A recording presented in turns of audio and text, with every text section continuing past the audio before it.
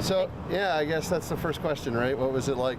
It really doesn't seem that much different from when he was driving to when it was autonomous. We actually had to ask several times.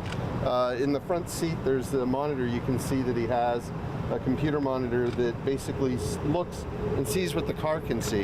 And in the back seat, there's also a monitor so that you can see the miles per hour, how much of a distance you've gone, and you have a LiDAR look at what the car is actually seeing as well.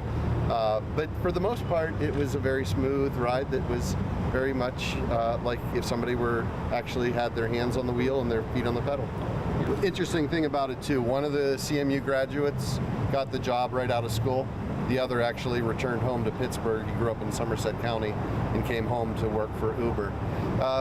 That's really what we're celebrating today for Pittsburgh. There's, over 600 employees that are working now with Uber, developing the future of what urban mobility will look like. This is a small first step, a pilot program, but it has the ability to create a global industry right here in Pittsburgh. And the world's taking notice. Interviews today include everyone from the BBC to Al Jazeera. And that really wouldn't have happened unless people thought differently back in the 1970s and the 1980s when we lost one of our major industries, the steel industry.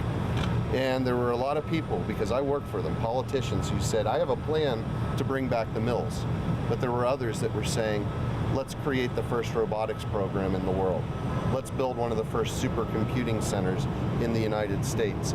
Let's build out the first PhD program in robotics.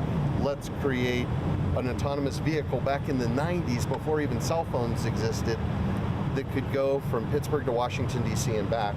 And then let's win the DARPA challenge and have the first autonomous vehicle ride from Los Angeles to New York in 2007.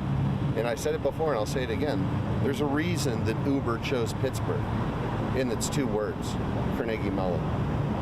Would you do it again? Would you ride it? I'm signing up. I'm signing up.